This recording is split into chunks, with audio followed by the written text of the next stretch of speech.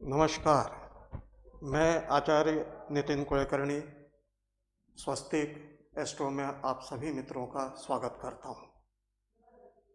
स्वस्तिक astro एक ये हमने चैनल चालू किया है जिसमें हमारे बहुत सारे मित्रों का सहयोग है इसमें, और ये सारे मित्र लोग अपनी अपनी विधाओं में पारंगत आचार्य हैं।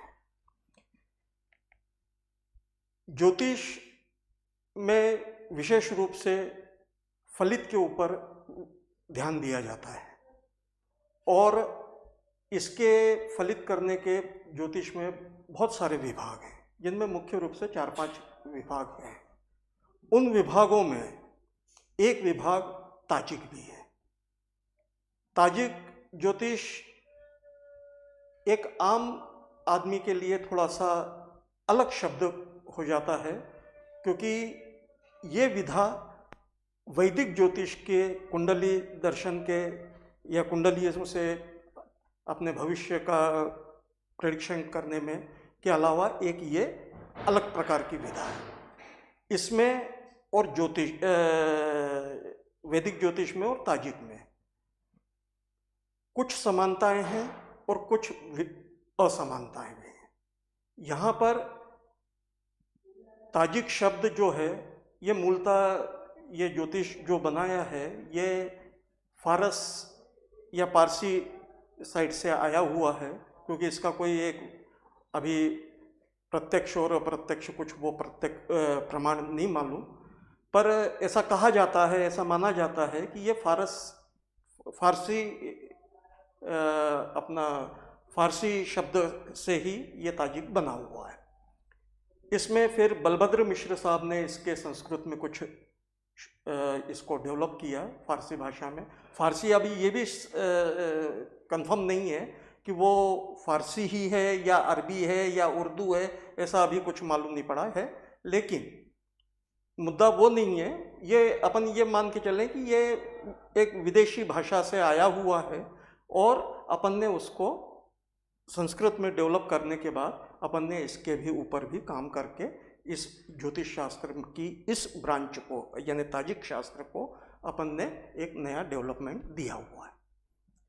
ताजिक में विशेष रूप से, जैसे वैदिक ज्योतिष में हम व्यक्ति की पूर्णायु 120 वर्ष मानते हैं, और उन कुंडली से हम पूरे के पूरे 120 वर्ष का भविष्य कथन कर सकते हैं।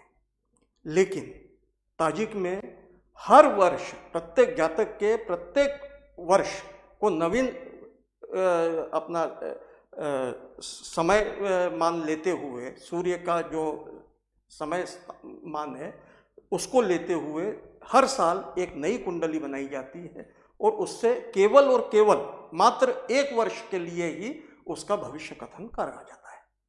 ये एक ताजिक में और वैदिक ज्योतिष में फर्क है।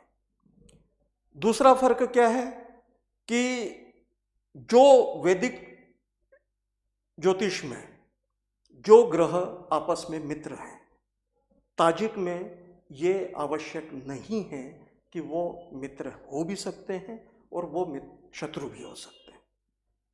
इनकी मित्रता और शत्रुता ये निर्भर करती है इनके दृष्टि संबंध से।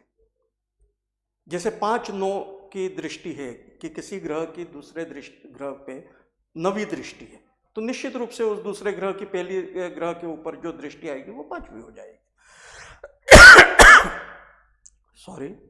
तो इस 5 और 9 में जो दृष्टि संबंध होगा उनका, 5वीं दृष्टि और 9वीं दृष्टि, तो वो ग्रह आपस में परम मित्र हो जाएंगे।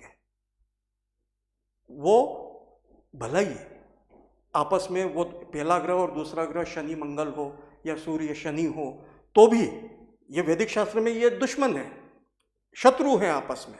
लेकिन ताजिक में अगर ये 5वें और 9वें के ऊपर बैठे हुए हैं तो ये आपस में परम मित्र कहलाएंगे। इस तरह से इसमें मैं आगे जब अगली मेरी वीडियोज आएंगी तो इसमें मैं आपको पूरा डिटेल में बताऊंगा। मैं आज आपको ताजिक का पूरा डिस्क्रिप्शन देना चाहता हूं कि ताजिक है क्या। और ताजिक के बाद में, और ताजिक में और वैदिक ज्योतिष में क्या फर्क है।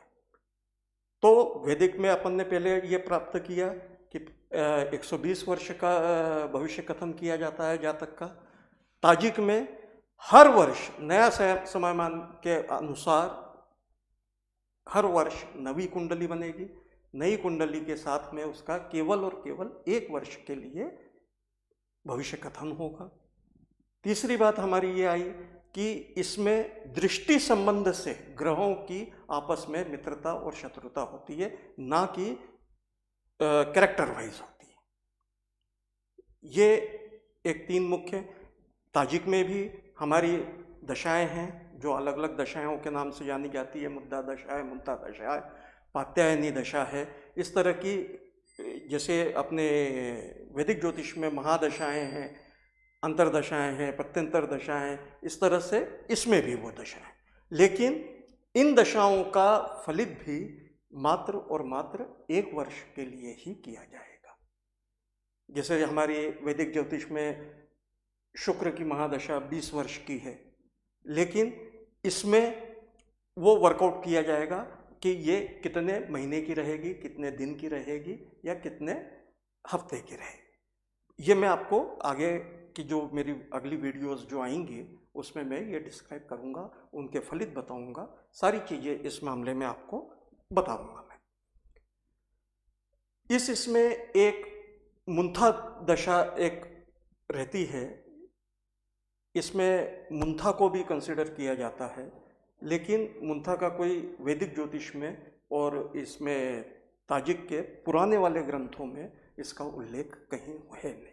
लेकिन यह माना जाता है कि मुंथा जो है वो जातक के जन्म के समय उसके लग्न में ही रहती है, और वो प्रत्येक वर्ष में 1 राशि चलती है। यानी जातक जब पैदा होगा तब उसकी मुंथा दशा यानी मुंथा जो है वो लग्न में रहेगी। उसके बाद उसके अगले वर्ष वो उसके अगली राशि में चली जाएगी, उसके अगले वर्ष उसके अगली राशि में जाएगी। अर्थात 1 वर्ष में वो 1 राशि को पार करती है, और इस तरह से पूरे 12 वर्ष में वो वापस अपने 13वें वर्ष वो वापस लग्न में आ जाती है। आज ताजिक के ऊपर मेरे अनुसार, मेरे ख्याल से मैंने आपको ताजिक का परिचय एक विस्तृत रूप से दे दिया है। आगे के एपिसोड्स में मैं आपको ताजिक के सारी हर चीज़ की डिटेलिंग करना शुरू करूँगा, और फिर आपको क्रम वाइज 1, 2, 3, 4 इस तरह से सारी चीज़ें मैं समझाता जाऊँगा। मेरी बातों को इतने ध्यान से सुना उसके लिए मैं अत्यंत अनुग्रहित हूँ, और मेरा चैनल या मेरा ये एपिसोड आपको पसंद आया हो तो मैं आप लोगों से गुजारिश करूँगा कि इसे ज़्यादा से ज़्यादा लाइक करें, ज़्यादा से ज़्यादा सब्सक्राइब करें, और बेल आइकन ज़रूर दबाएं। धन्यवाद।